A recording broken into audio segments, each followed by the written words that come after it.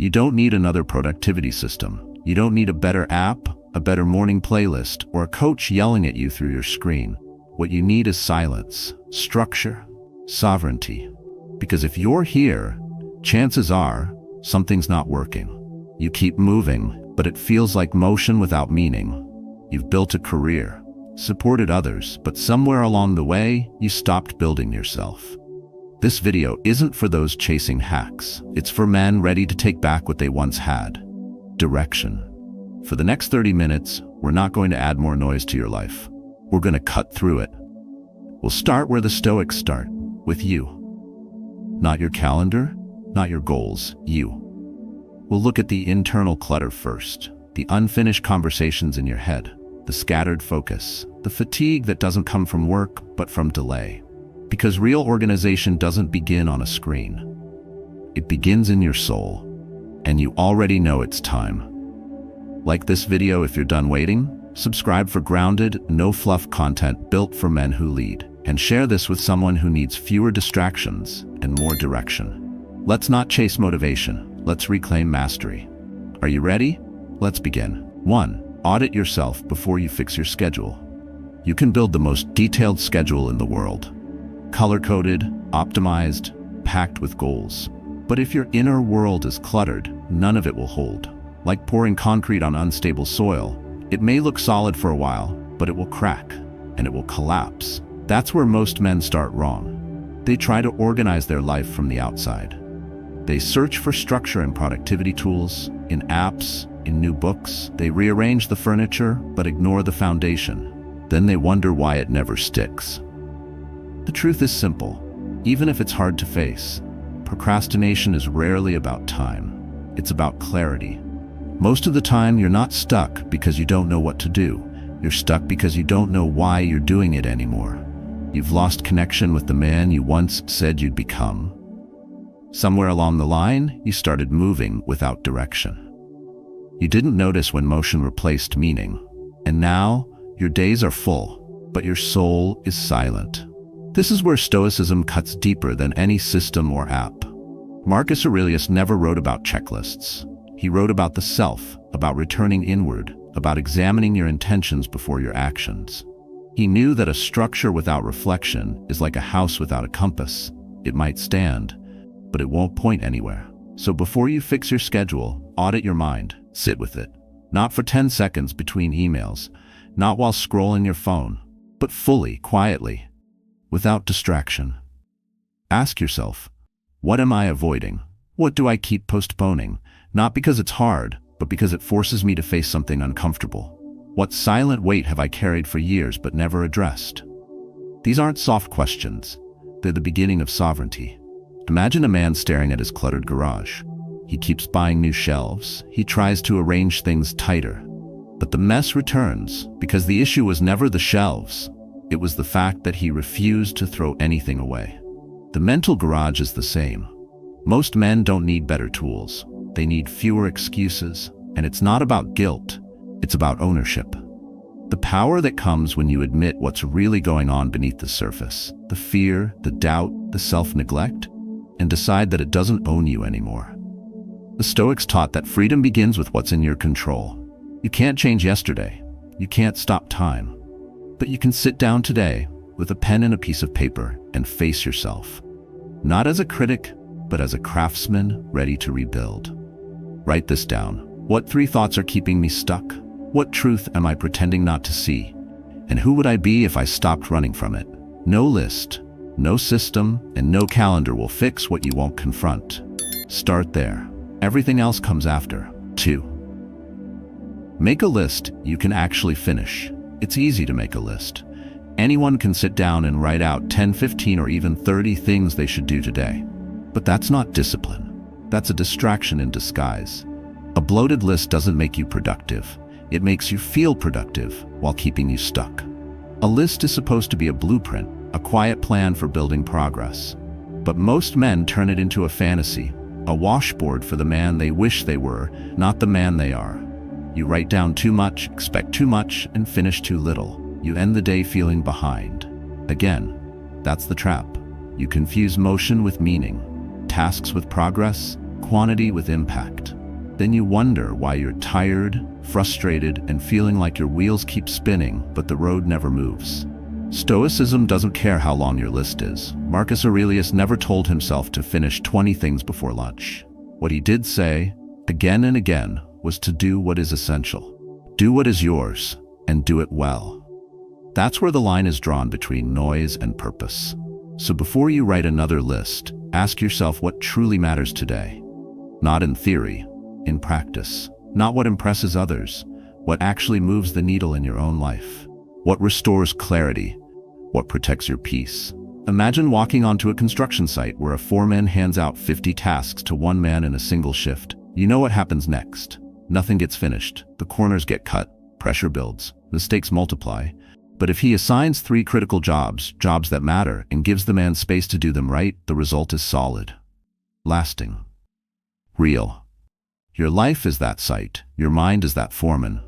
Stop overwhelming the worker. Give him direction. Start by limiting your list to 3 essential tasks, not urgent, essential. And give yourself one permission to finish them completely with presence. Attach time to them, real time, not vague windows of maybe. Block them. Name them. Own them. Don't just write work on project. Write draft 500 words between 10 and 11 a.m. without interruption. Don't say get in shape. Say walk for 25 minutes at 6 a.m. No excuses. The more precise the task, the less space there is for escape. And if your list feels small, good. Let it. Your list isn't a competition. It's a contract between who you are and who you're becoming. You don't need more boxes to check. You need more meaning in the ones you already wrote. The Stoics taught that clarity beats ambition when it's anchored in action.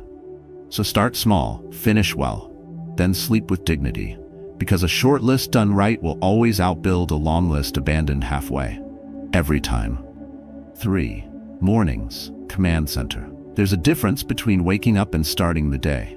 Most men do the first, few commit to the second. Eyes open, the body moves, but the mind's still hostage. Emails, headlines, noise. The moment you reach for your phone, you've already surrendered. You didn't claim your morning, you handed it over. The morning isn't just a time slot, it's a threshold, a quiet doorway between who you were yesterday and who you're choosing to be today. And if you cross that threshold without awareness, the day will own you. You'll chase tasks you didn't choose. You'll solve problems you didn't create. You'll fight fires that weren't yours to begin with. But when you treat the morning like your command center, a place of discipline, not distraction, everything shifts. You lead. You don't react. You execute your plan instead of following someone else's urgency. That's the difference between a scattered day and a structured life. Most people start their morning with consumption, noise, inputs, dopamine hits. It feels like momentum, but it's erosion. You lose the edge. You lose clarity, and soon you forget what stillness felt like. You forget what it means to direct your own time. Marcus Aurelius didn't scroll, he didn't sprint. He wrote. He sat in silence and prepared his mind like a soldier cleaning his weapon. Not because it looked productive, but because it built something stronger than momentum. It built resolve. So start there. Carve out 30 minutes. Protect it like territory. Wake early, not because it's trendy, but because it's quiet. Sit with your thoughts before the world forces its own into you. No screens, no noise, just presence. Write 3 sentences, not for others, but for yourself. One about what you're committed to. One about how you feel. One about what matters today, no matter what comes. That's your battle plan. And if you fail tomorrow, start again the day after. The ritual matters more than the record. This isn't about winning every morning. It's about owning it, one at a time. Because if you lose the first hour, the day becomes recovery. But if you win it, the rest falls into rhythm. Imagine walking into a job site where every tool is scattered. The crew has no instructions, and no one knows who's in charge. You don't build anything in that mess. The morning is your job site. Your tools are your thoughts. Your crew is your attention. Take control before chaos does. Don't wait to feel ready. Readiness isn't what creates action. Action creates readiness. That's what the Stoics knew. Purpose comes when you stop drifting and start directing. So tomorrow, don't just wake up. Show up. Lead yourself before the day does. And begin, not with urgency, but with presence. One breath, one sentence. One decision, that's how real order begins. Quiet, strong, yours. 4. Build rituals, not willpower. Willpower fades, that's a fact. It wears down like a dull blade by mid-afternoon. No matter how disciplined you think you are, no man carries the same sharpness from dawn to dusk. That's not failure, that's design. So if you're still trying to live on motivation or raw effort, you're building your life on sand. Strong days don't come from force, they come from structure. Too many men think strength means pushing harder, grinding longer, outworking exhaustion. But the men who last, the ones who build, lead, and endure, don't chase discipline. They install it, quietly, repeatedly, day after day, through simple rituals that hold firm when energy and focus do not. Ritual is not superstition. It's not fluff. It's the steel frame under pressure. The checklist a pilot uses before takeoff. The system a craftsman relies on when his mind is tired but his hands know the shape of the work. Ritual removes choice when choice becomes a weakness, and that's exactly when it becomes strength. The Stoics knew this. Epictetus spoke often about habits, not as chains but as anchors. Marcus Aurelius wrote every morning, not because it made him feel good but because it reminded him who he was. Each entry was a calibration, each reflection a reset. Rituals for them were shields, not goals. That's where many men fall. They wait to feel ready. They wait for fire, for momentum. But you weren't made to run on sparks. You were made to build systems that work even when you don't. So start small. Choose one ritual, one act done at the same time, in the same place, with the same level of attention every day, no matter what. Not because you want to, but because it matters. Maybe it's 5 quiet minutes with a notebook before the world speaks. Maybe it's cleaning your desk before you walk out.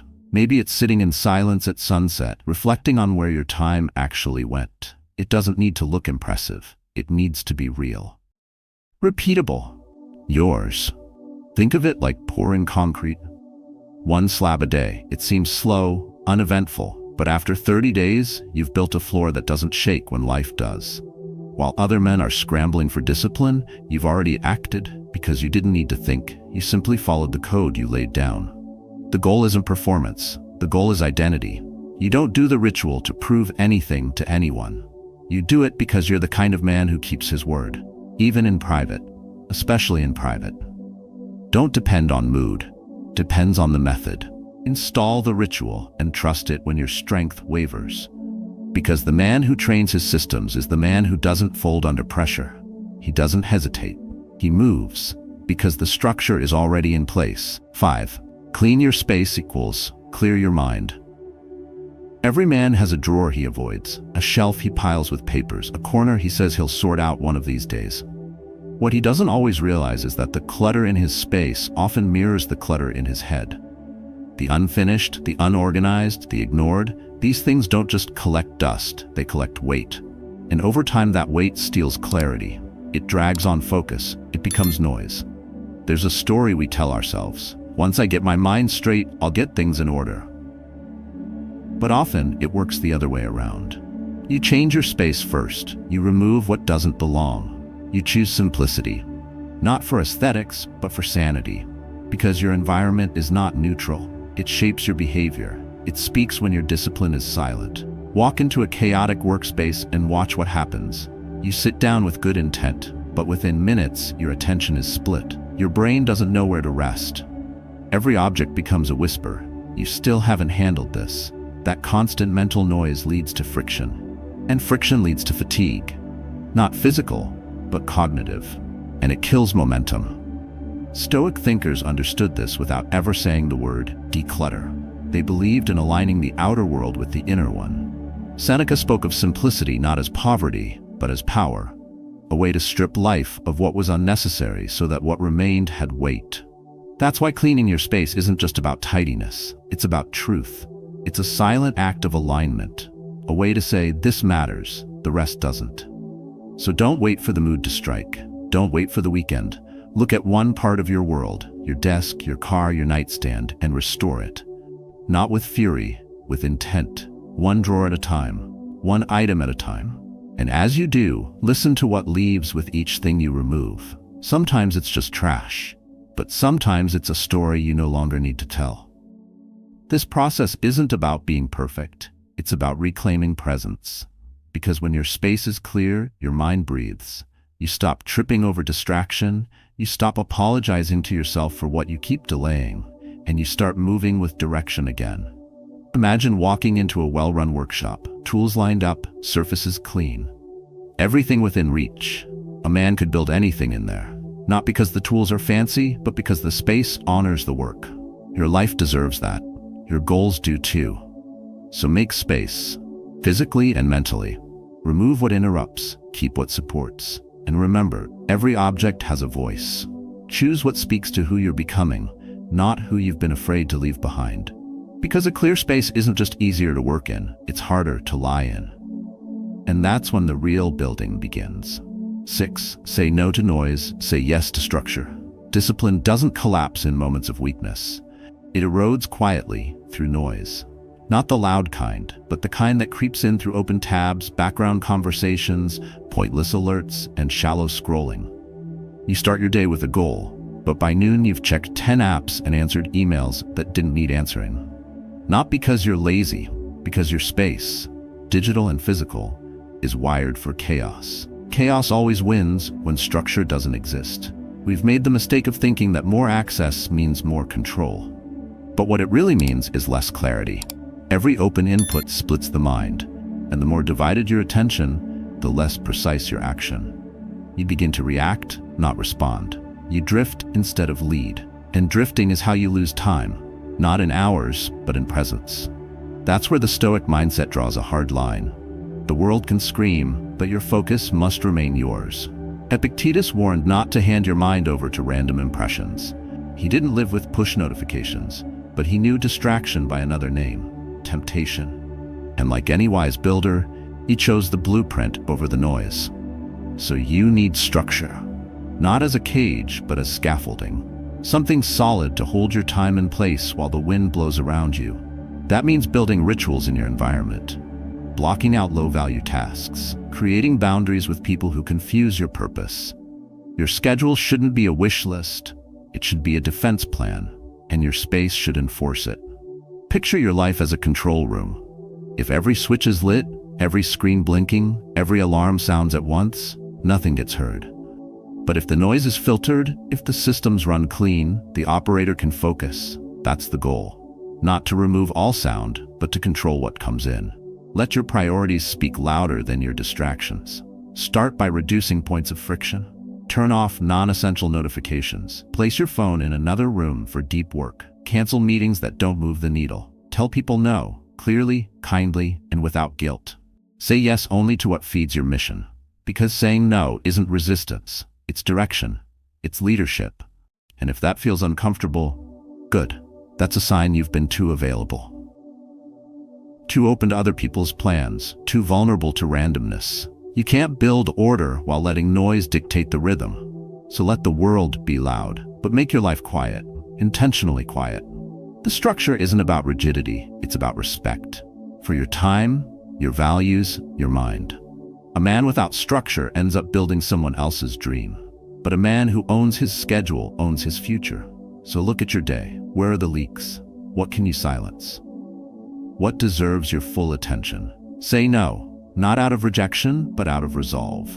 Because when you choose structure over noise, you choose who you become. One clear hour at a time. 7. Don't wait for motivation. Use micro-actions. Motivation is like the weather. Unpredictable, unstable, and entirely outside your control. It may come when you least expect it, but it almost never shows up when you need it most. And yet too many men still wait for it. They sit on good intentions. They tell themselves, when I feel ready, I'll start. But days pass, then weeks, then years. Readiness never arrives, and life becomes a hallway filled with unfinished doors. The truth is, your life won't move because you feel inspired. It moves when you act, and not in grand, sweeping efforts, but in small, deliberate motion. The kind that feels almost insignificant in the moment, but compounded becomes a force. This is where real momentum lives. Not in adrenaline, not in the hype, but in consistency. The Stoics knew this. Marcus Aurelius didn't wait to feel like a philosopher. He acted like one, even on the days when his body was sore, his mind scattered, and his heart tired. He believed action creates clarity, not the other way around. You don't think your way into excellence. You behave your way into it, one steady, intentional act at a time. That's why micro-actions matter, because they bypass resistance. They ignore the voice in your head saying, "I'm not ready." A 5-minute walk. One paragraph is written. One drawer was cleaned. It's not about the size of the effort.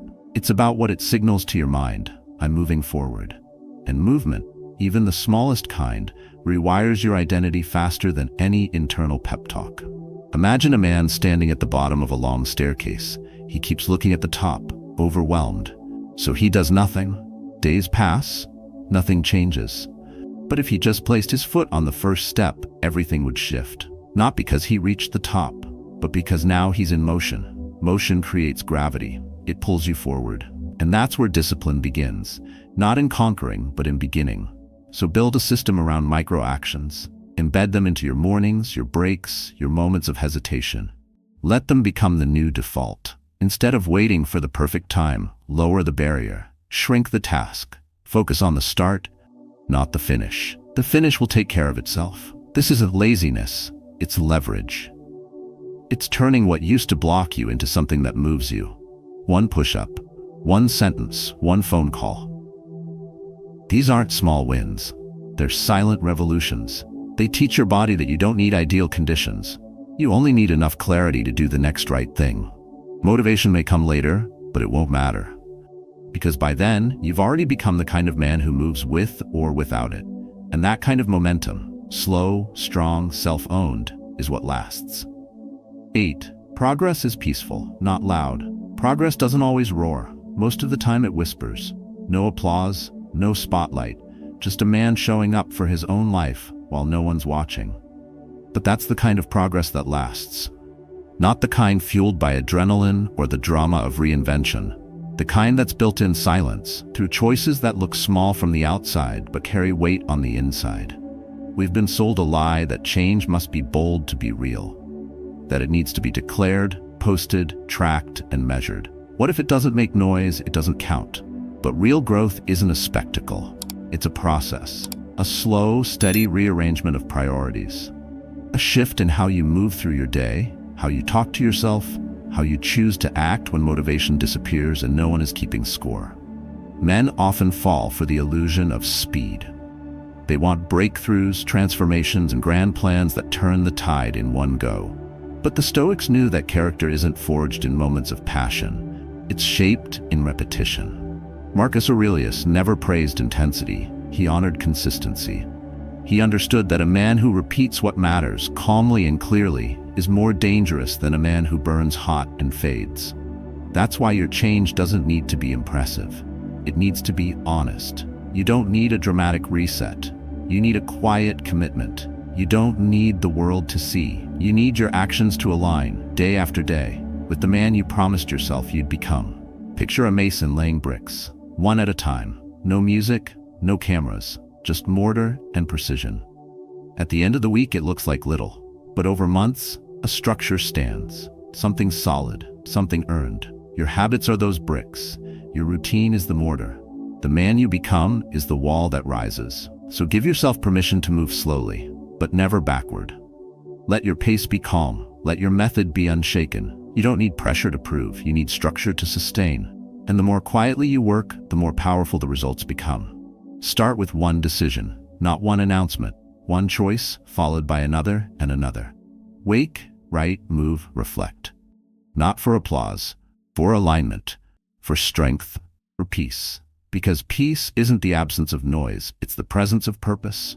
And when you finally stop chasing the noise, you'll start to feel the power in that silence, the quiet pull of a life in order, not by accident, but by design. Let others rush, let others broadcast. You build, you repeat, you rise, quietly, strongly, always forward. Because progress doesn't need to be loud to change your life. It just needs to be yours. And it needs to begin now. If you've made it this far, you already know something most men ignore their entire lives. That real order begins from within. It doesn't come from a perfect calendar or a shiny new app. It comes from stillness, from structure, from choosing every day to become a man of action rather than a man of intention. We've walked through 8 principles grounded in Stoic clarity and built for the modern world. Audit yourself before you organize. Focus on lists you can actually finish. Own your morning like it's your command center. Build rituals instead of burning out on willpower. Clear your space to clear your mind. Say no to noise and yes to structure. Stop waiting for motivation. And finally, honor quiet progress over loud promises. None of this is glamorous, and that's the point. What transforms a man isn't how loudly he announces change, it's how consistently he shows up for it, day after day, quietly, intentionally, on his own terms. So now the question turns to you. Will you take these lessons and put them to work in your life? Or will they become another file saved, another idea shelved? Start small, 1 habit, 1 hour, 1 sentence written in silence before the noise returns, then repeat. And as you begin, I invite you to share your story in the comments. Tell me, where are you starting from? What part of your life needs structure most? Your story may help another man reclaim his. Discipline isn't a performance, it's a practice. And it begins not tomorrow, but today, with 1 decision, 1 moment of clarity, and the choice to follow through. Start there and keep going.